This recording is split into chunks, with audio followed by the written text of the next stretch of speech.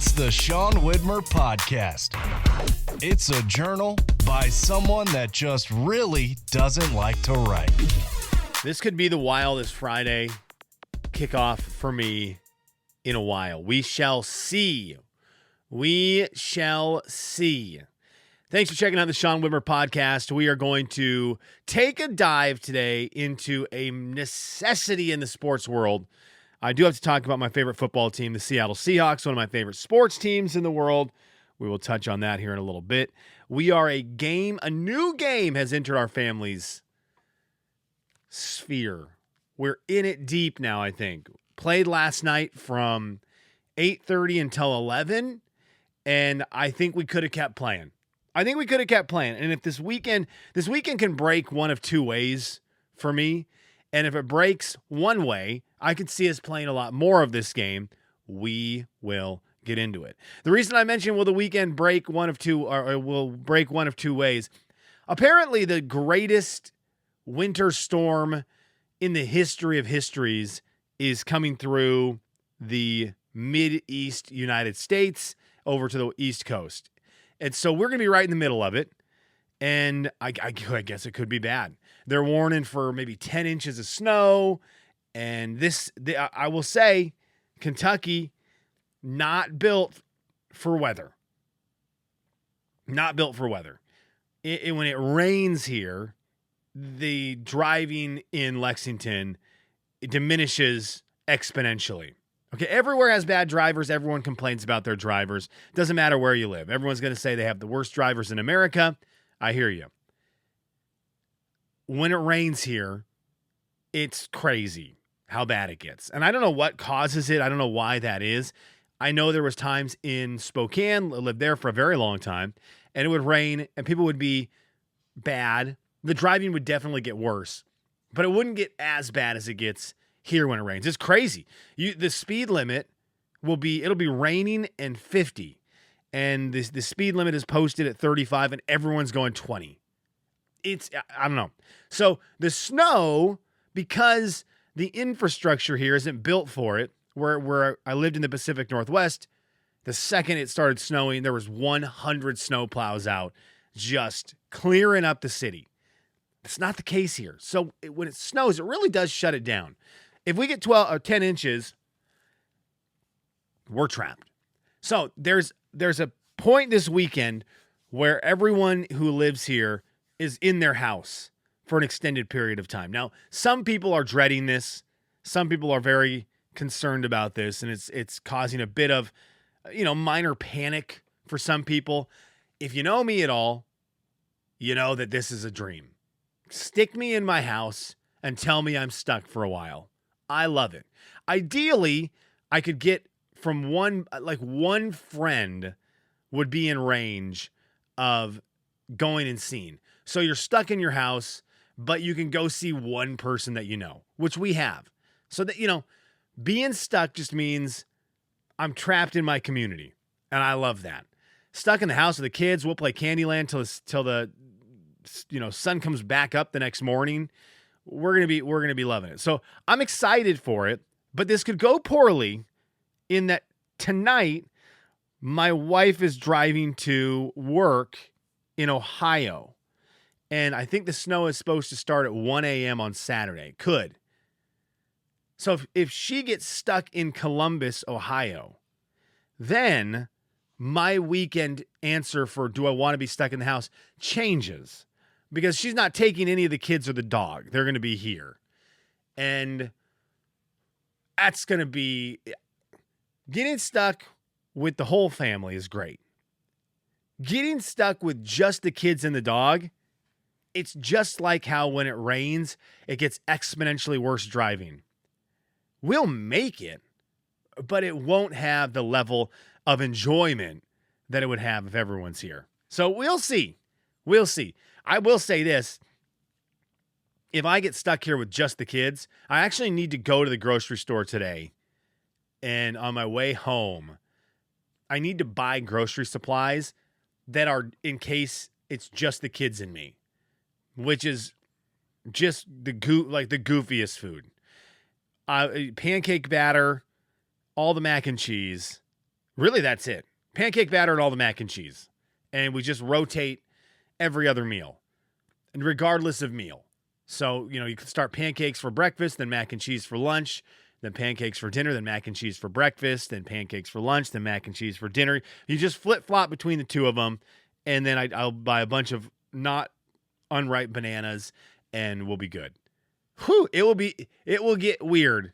It will get weird if we're stuck in this house by ourselves. That's where we're at. So bring it on, snow. Bring it on, winter storm. I'm ready for you. I'm excited for you.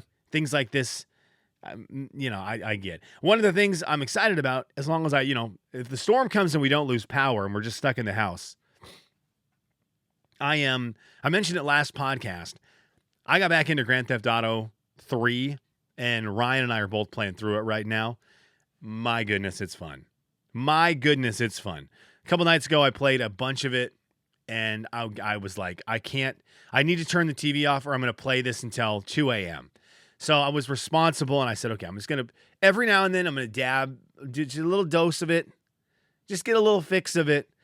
And I thought, okay, well, I'm going to play for last night. It's Wednesday night. I told myself Thursday night I'll play a little bit. But we had plans Thursday night come up that were way better that we're going to talk about in the Kelly's What Are You Into, because it's the game that we are currently loving here at the Widmer House. But I wanted to get this in there today, because we are your favorite 15-minute podcast, and we're nearing the halfway mark of that. Sunday is a huge day. Sunday is a monster day for me. Seahawks, Rams, 6:30 Eastern to go to the Super Bowl. It really doesn't get bigger than that. Besides the Super Bowl, that is bigger. It's going to be a huge game, though. Divisional rival, a team that has our number. There was a stat that was shown, and I didn't fact check it, but so let's say it's true, that over the last, I think, 6 years, maybe longer, the win-loss record between these two teams is 22-3. Or 23-22. I'm tired. 23-22. So there's one win that separates them in terms of this rivalry. And there was something wild. Man, I wish I had the number. The number one with, I'm doing a little Google search, with Seahawks and Rams. I think it's like 1 point separates them in all of their games. I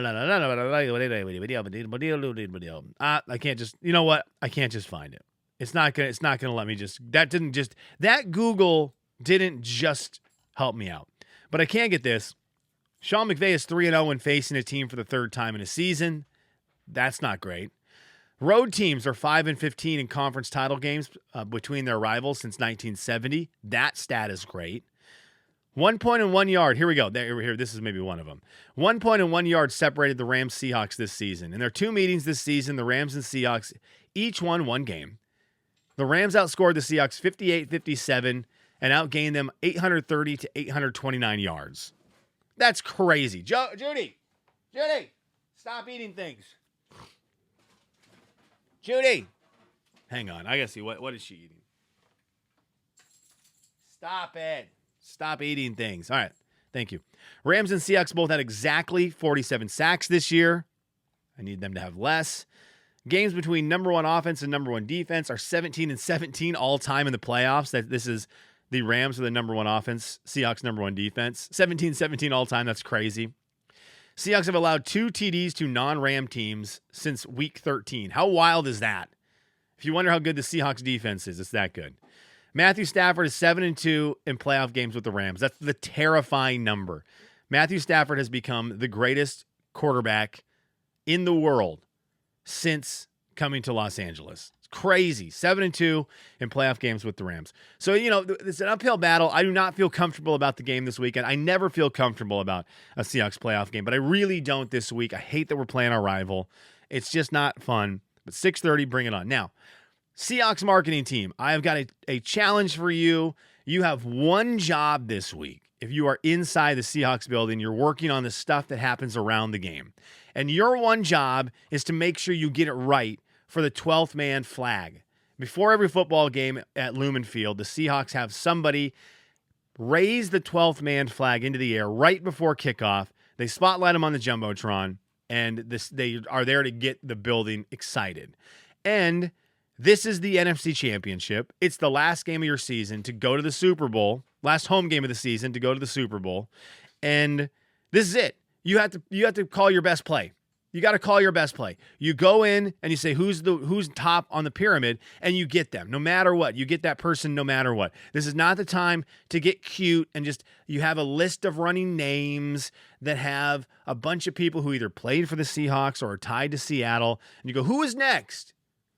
Oh, it's Jim Jonathan, a teacher from just outside of Yakima.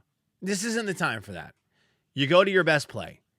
And I've been thinking about it a lot this week, and I think the only option for your best play is Marshawn. I've thought about this a ton because I've gone through all the options. I've gone through all the Seahawks throughout the years. You know, your Hasselbecks, your Walter Jones, your Cortez Kennedys. Can you get something from a Jermaine Kearse? Can you get something from a Pete Carroll? Looking through, can you get the Legion of Boom to all come out and raise the 12th man flag? Now, I've given you some great options here.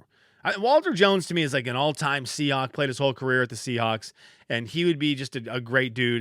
Everyone would get excited to see big Walter Jones. Legion of Boom, they're legendary. And this defense for the Seahawks, the dark side, is being compared to the Legion of Boom. So it kind of makes sense that you bring out the former number one defense, the greatest Seattle Seahawks defense of all time, to raise the 12th man flag for a game that features the number one defense in the league. It makes sense. And I think people would get excited. But you can't tell me, you cannot name me someone in the scenario, former Seahawk, former sports athlete in the Seattle area, entertainer who's a Seahawk fan. You cannot find someone that is going to get the crowd more hyped than Marshawn. I mean, it's made perfectly for you. You sort of get the lights ready to fire up for the game. Everyone's run out on the field. It's getting pandemonium. The players are running around. They're jumping all over the place. The crowd's getting electric. And then all of a sudden the Jumbotron switches to Beastquake. That by itself already, if you're a Seahawk fan, has a little bit of chills for you.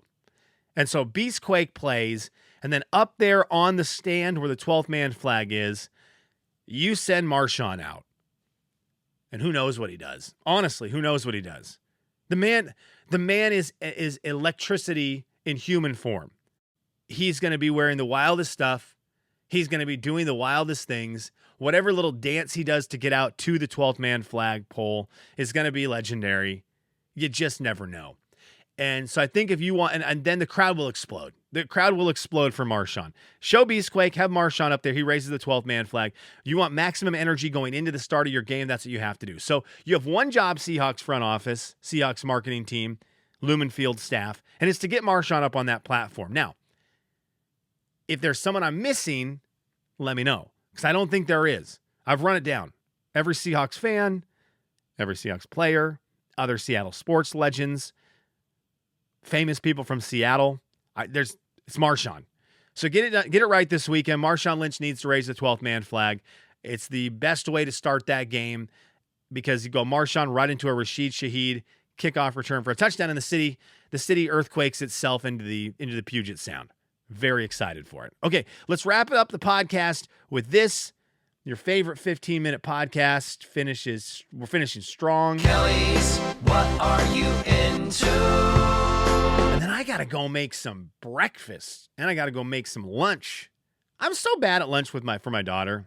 I'm just rinse, repeat sandwiches. My daughter gets to school, pulls her lunch box out of her backpack, and there's not even a thought of an element of surprise. She's like, where's my peanut butter jelly sandwich, my fruit, and my veggie straws? I feel bad about it, Olivia.